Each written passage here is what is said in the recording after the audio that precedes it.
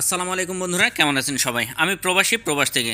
তো প্রিয় বন্ধুরা, আজকে যে শব্দার্থগুলো শিখতে যাচ্ছেন এগুলো আসলে অত্যন্ত প্রয়োজন, যেগুলো শিখলে আপনারা বড় বড় বাক্য তৈরির ক্ষেত্রে অনেক সুবিধা পাবেন এবং সহজেই বাক্য তৈরি করে কথা বলতে পারবেন।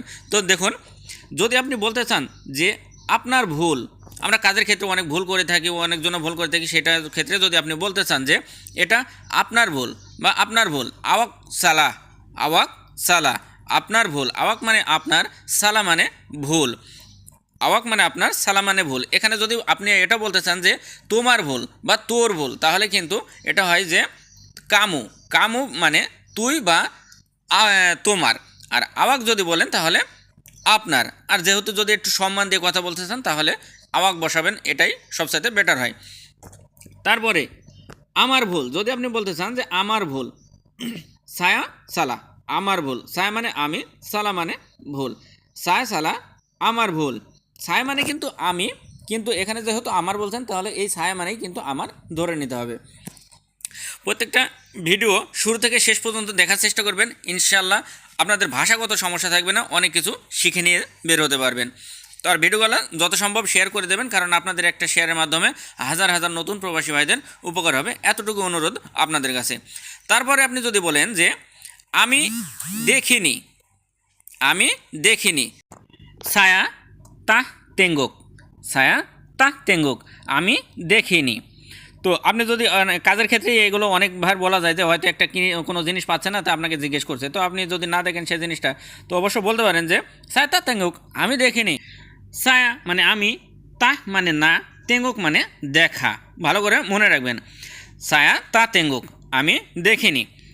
আবার যদি বলেন যে আমি দেখেছি, আমি দেখেছি, ছায়া তেঙ্গুক, আমি দেখেছি, ছায়া তেঙ্গুক। ছায়া মানে আমি, তেঙ্গুক মানে দেখা। তো ছায়া তেঙ্গুক, আমি দেখেছি। আবার যদি বলেন যে সে দেখেছিল, দেখুন এখানে বলবেন সে দেখেছিল, এখানে কিন্তু একটা টেন্সের ব্যবহার আছে, যেমন দেখেছিল অতীতে দেখেছিলেন, দেখেছিল। তো ডিয়া পেরনা তেঙ্গুক, ডিয়া পেরনা তেঙ্গুক, সে দেখেছিল। ডিয়া মানে সে, পেরনা মানে অতীত, অতীতে কোনো কিছু করেছেন, অনেক অতীতে অনেক আগে কোনো কিছু করেছেন, বলেছেন বা করতেন, এমন শব্দ মানে ভাষা বোঝাতে হলে, এমন কথা বোঝাতে হলে সেখানে পেরনা শব্দের ব্যবহার হয়। তো ডিয়া পেরনা তেঙ্গুক, সে দেখেছিল, তেঙ্গুক মানে দেখা। তারপরে তারপরে দেখুন, যদি বলতে চান যে এটা দেখেছো নাকি, বা আপনাকে কেউ বলছে এটা দেখেছো নাকি, ইনু তেঙ্গুকা, ইনি তেঙ্গুকা, এটা দেখেছো নাকি।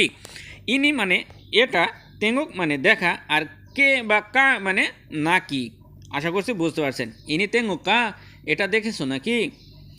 প্রত্যেকটা শব্দের অর্থগুলো মনে রাখবেন, এই সব ছোট ছোট শব্দের অর্থ এবং বাক্যগুলো বড় বাক্য তৈরি করতে আপনাদের হেল্পফুল হবে এবং অনেক সহজেই আপনারা কথা বলতে পারবেন।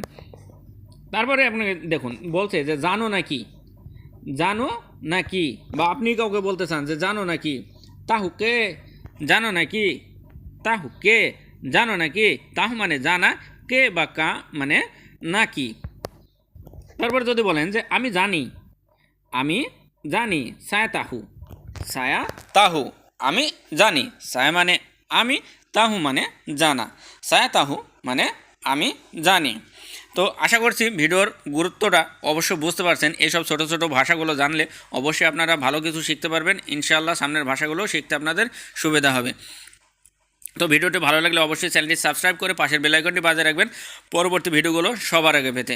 আর এইসব ছোট ছোট বাক্য দিয়ে কীভাবে, শব্দ দিয়ে কীভাবে বড় বাক্য তৈরি করে কথা বলতে হয় সব কিছু শেখানো হবে, ধারাবাহিকভাবে পোস্ট করা হয়। আর যদি আপনারা ভিডিওগুলো এই চ্যানেলের প্রথম থেকে দেখতে চান, অবশ্যই চ্যানেল সরাসরি ঢুকে প্রথম থেকে ভিডিওগুলো দেখবেন, অবশ্যই আপনারা ইনশাআল্লাহ আপনাদের ভাষাগত সমস্যা থাকবে না। তো ভালো থাকবেন, সুস্থ থাকবেন, দোয়া করবেন আমার জন্য। আজ এ পর্যন্তই, আল্লাহ হাফেজ।